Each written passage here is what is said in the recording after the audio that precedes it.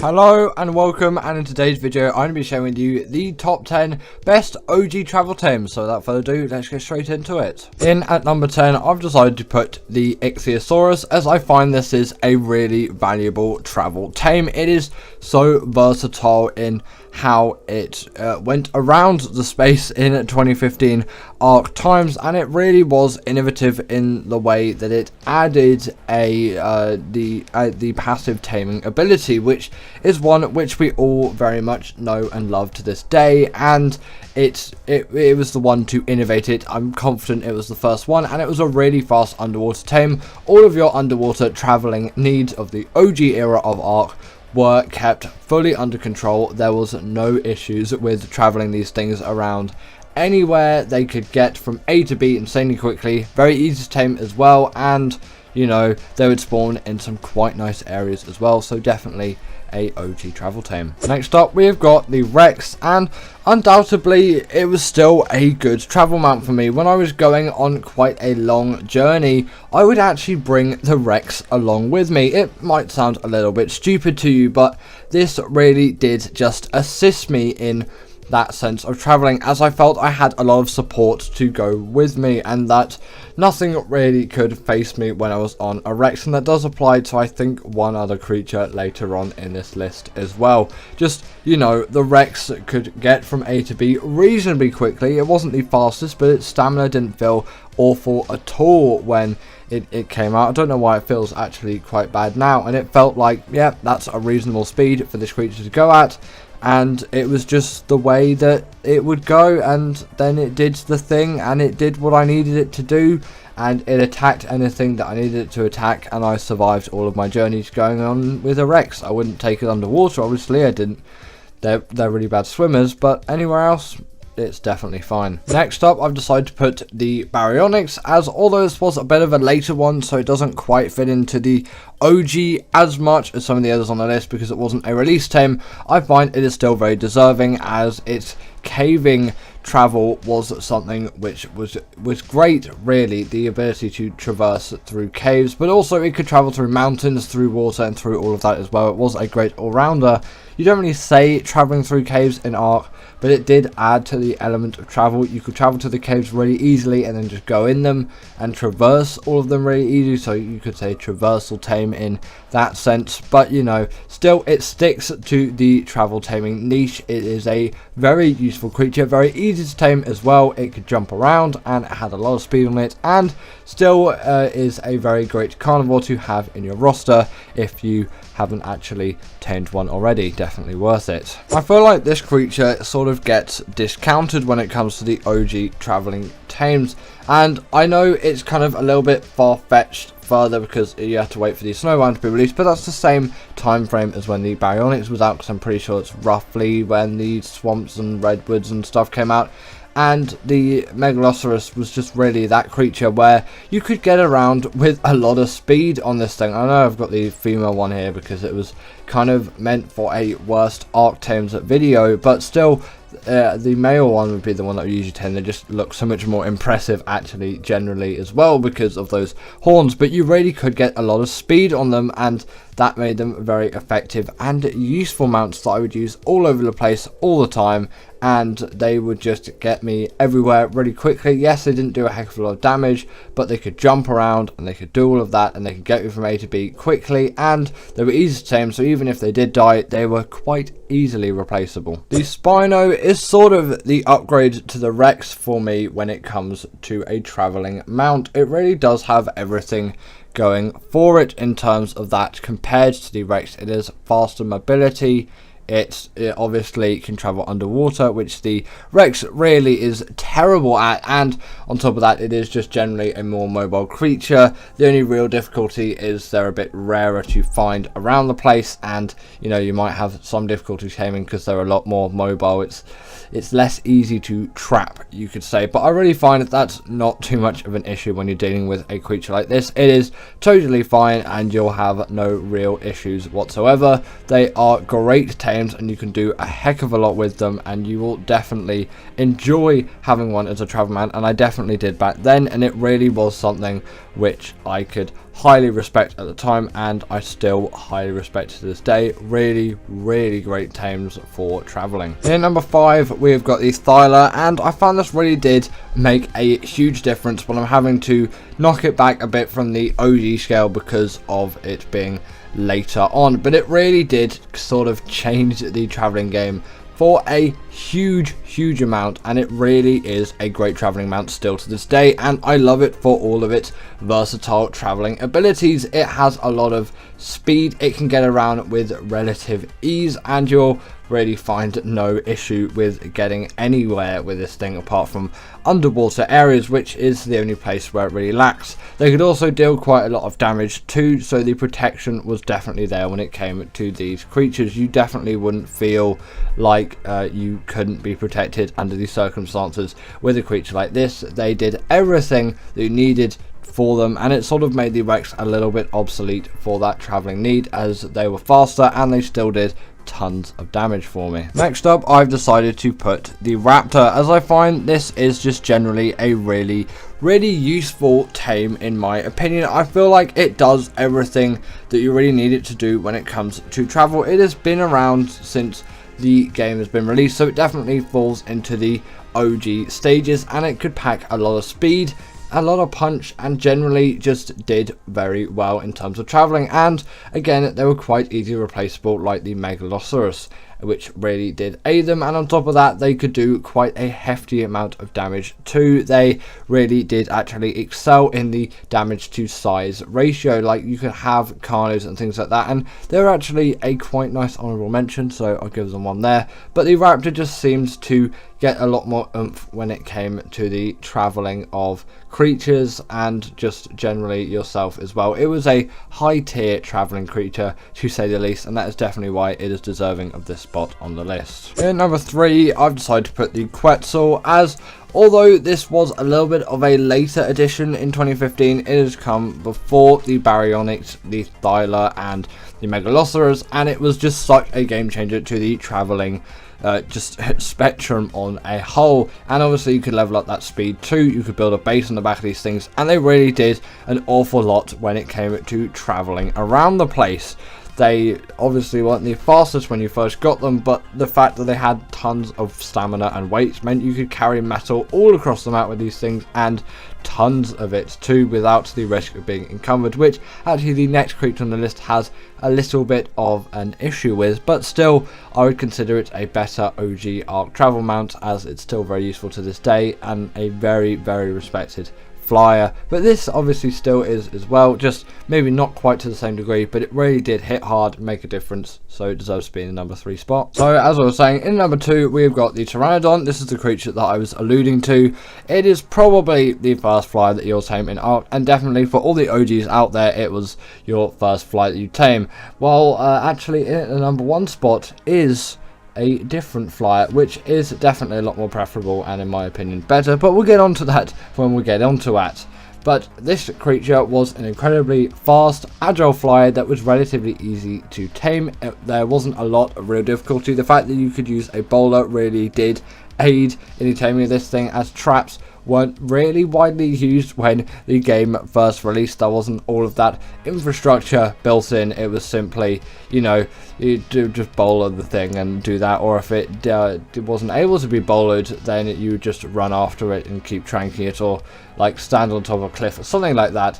They were the strategies used, not really traps. But yes, relatively easy to tame, apart from the saddle was a bit of a pain to craft, but it really is deserving of the spot. And in number 1, we've got the RG, and I just find this is the best OG travel mount for just a few reasons. It has a lot more weight than the Pteranodon. It has in some ways a lot more, actually it has a lot more stamina than the Pteranodon, and if you leveled it you could still get it to the same amount of speed as a Pteranodon and really have a lot of agility on this thing. Not to mention that they could pick up more creatures as well, and I'm not sure if they had this at the time, but their saddle obviously now acts as a portable smithy, but again not too sure if they had that at the time, but they still had all of those other features. Also, not sure if they had weight reduction at the time, but they were definitely far better for getting metal, crystal, obsidian, those kind of things. Because metal, especially, actually, really important game resource, and the fact that you could get it so easily and efficiently with this thing and travel it back to your base. With the Pteranodon, that was an absolute pain, and you could barely gather any of it. You might as well just bring a land mount, whereas this thing, it still definitely worked effectively. The top 10 at best Arc resource gatherers. So in at number 10, we have got the Atina. If you didn't know, this is a really great passive way to get yourself cementing paste, sort of like how the Basosaurus is a way of getting passive oil quite easily. And I do find, yes, you know, that could be an honorable mention for this list, although I have not got it included here. I just find this isn't the hardest thing to tame, just some sweet vegetable cake will get it done, and the fact that you can get loads of cementing paste through this is really useful, especially if you're on a server, because I'll be running all the time you're offline.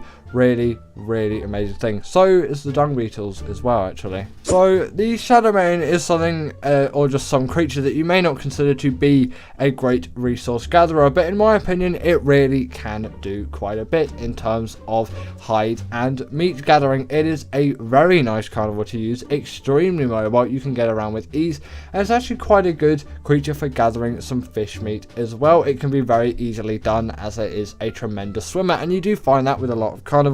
I was considering putting maybe like the Castoroides or the Rex on here, or the Spino, or a creature like that, but I find that these creatures do it better because they are more mobile. I'm not sure if the meat gathering rate is different and actually a lot higher on those, but I just find it's easier to get it done with those still really powerful small creatures, as they can just get everything done more effectively and efficiently. In my eyes, it really does just work well for me, and that is why I simply have to put these creatures on the list, as I really do love them for all of the gathering which they do for me, and I actually think they deserve a little bit more attention in the resource gathering community, because they definitely can do quite a bit which you might not expect them to do. The Castoroides is up next, and also the megaloceros, as the male megaloceros, as a short honorable mention, as it is a really great stats gatherer, and I really do commend it for that. I just haven't put it on this list because I thought it would kind of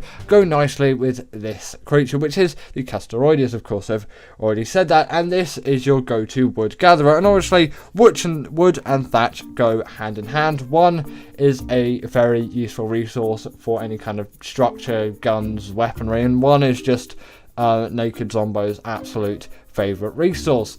And with the Castoroides being so good at getting wood, they really do deserve to be on the list. Yes, obviously, I think it's like the chainsaw. I think it's called that, at least in the game. My mind is failing me at this time of day, or night, I should really say. But yes, that is a very good way of getting wood. But the Castoroides is also a splendid way too. It is relatively quick and agile and get around too. And actually, in the early game, it can be a reasonably good way to get silica pearls, as they're not the worst swimmers out there, and they can get away for some dangers. And on top of that, actually, they can pack some bite and punch as well. Definitely don't underestimate them in the damage department, although maybe you originally would. In number 7, we have got the Stegosaurus, and it's just one of those creatures where you do have to respect it for its berry gathering. It is one of those creatures where it's like, it does its job effectively. You can say the Bronto is a very good suggestion as well, but the Stegosaurus, the OG, the Trike, and the Parasaur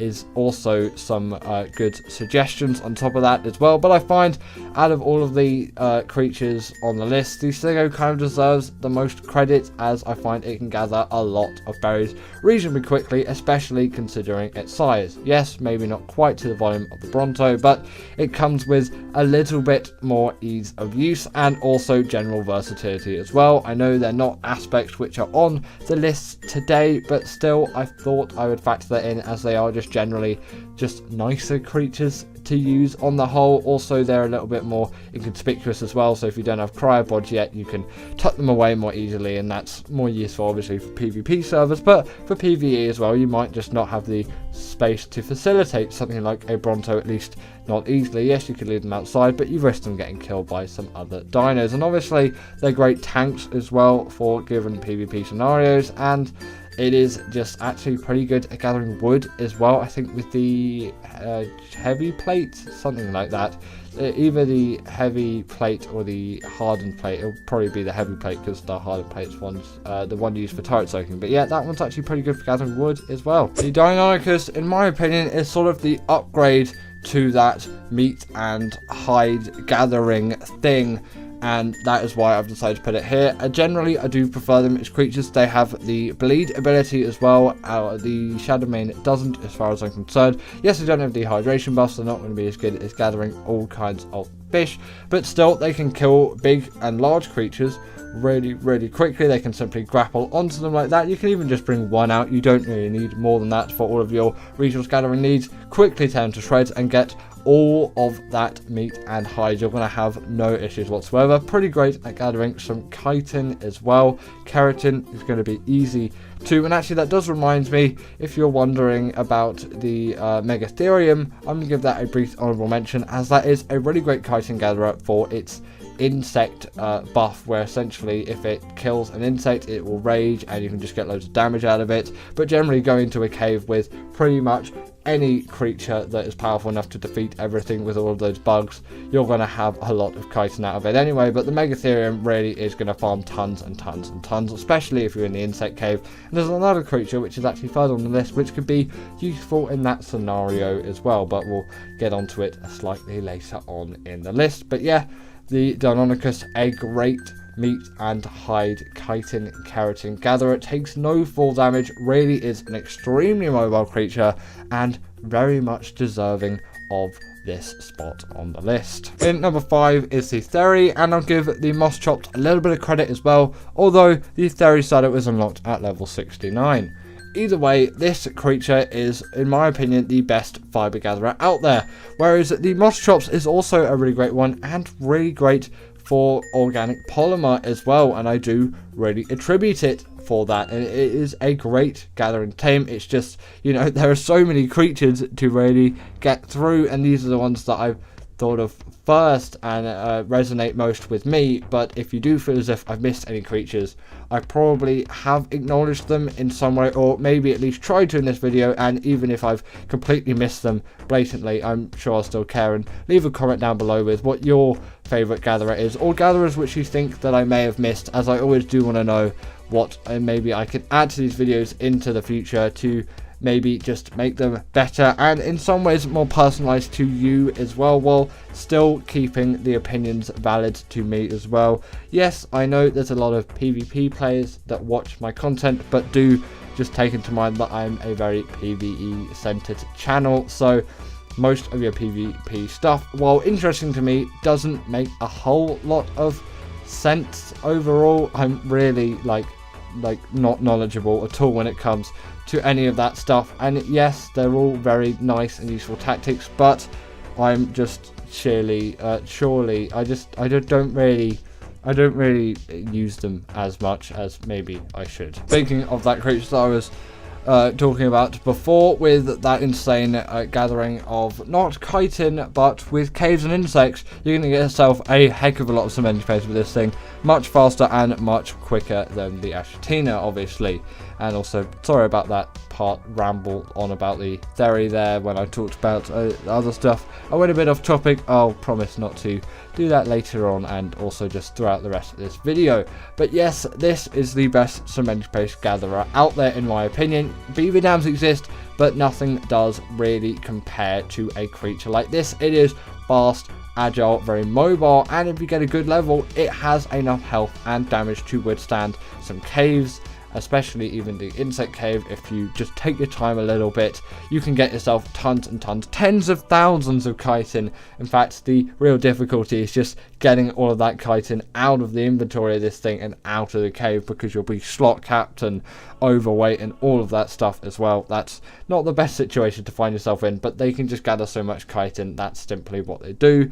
And also they can gather some fish pretty effectively as well. They are great swimmers, and you can do a little bit of combat with them, so some hide and meat wouldn't be the hardest thing out there to get, but mainly these things are the best for chitin gathering, which is useful in so many crafting recipes. In number 3, I've decided to put the Mantis, as I find it is a really versatile creature.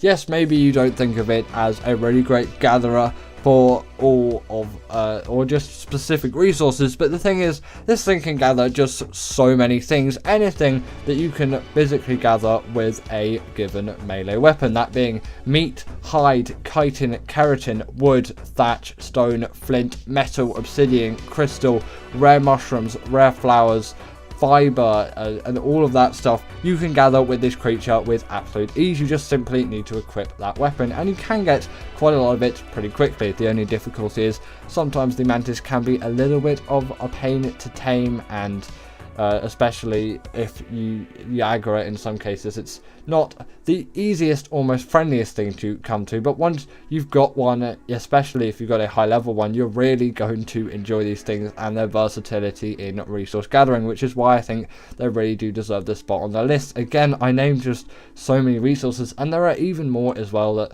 these creatures can gather. Pretty much, again, any feasible resource that you can gather with any given melee weapon out there on a creature, or just actually that you can equip. Tech weapons, I'm pretty sure, do not work on this thing, and also just to bear in mind, the durability of the weapons will drop a lot more on the Mantis compared to when it is on you, so the weapons might break a little bit faster than you expect. At number 2, we have got the Desmodus, and this is just for actually maybe 2 simple reasons. They are really great at farming blood bags, and one of my favorite art creatures out there is the Bloodstalker, and also the Desmodus as well, and that is very useful for taming Bloodstalkers and the Desmodus as well, and they can give you a little bit of a nice healing boost as well, although the medical brews will work a lot better, and I'm pretty sure there is a timer on how fast you can consume blood bags as well, so not the best, but you still can use them in a pinch. But the main thing about this is the fact that they have Sanguine Elixir, which is an absolute cheat for tames. The fact that you can craft it with the resources that it gathers, obviously being blood bags, it's also great meat and hide gatherer, chitin, keratin, all the things that you can gather for animals, it's going to do perfectly as well. But that Sanguine Elixir, 30% of that tame is done with a click of a button, no issues whatsoever. It really is a golden star creature when it comes to its resource gathering. I really feel as if it deserves to be in the number 2 spot. It is just so good, and that resource is just so useful to have, especially for me as a PvE player that does a heck of a lot of taming. But anyway, in at number 1 is the Anki, and also the Dodig as well. That's just a side thing. They really both do fit into the number 1 spot for me. They are just such good gatherers, but the Anki is the main one, as without metal, really, what are you going to do in Ark? I know you can gather metal without the Anki. The Mantis can gather metal really well, but the Anki gathers it a lot better. You can get crystal and obsidian a lot better. This essentially acts as the pick upgraded. I hear some people going around just like, oh, why isn't there a better pick after the metal pick? This is essentially that, and then if you want a better hatchet, then get the Dodig and it will do all of that for you. These 2 creatures are the best resource gatherers in the game. It is going to do everything that you need it to do, or everything that you need a pick or a hatchet to do, but just on another level. And if you pair them with an RG as well, if you've got some cryopods too, then you can carry them around very easily. But then, boom, like that, get loads of metal, stone, thatch, and wood, and obsidian, and crystal, and all of those resources, and then carry them all back in the RG and probably not even be encumbered whatsoever. It is just such a great resource gathering strategy, and I really do advise it. No mining drill or whatever is going to compare to the sheer amount of gathering that you can get out of a creature like this. But anyway, that is it in today's video. I really hope that you've enjoyed. Also, sorry that I forgot the Tech Strider, if that is something that you're going to mention. I gave it a brief mention in the outro. Either way, comment down below what your favourite art resource gatherer is, and if you didn't agree with this, put your 10 in the comments below. I'll see you later.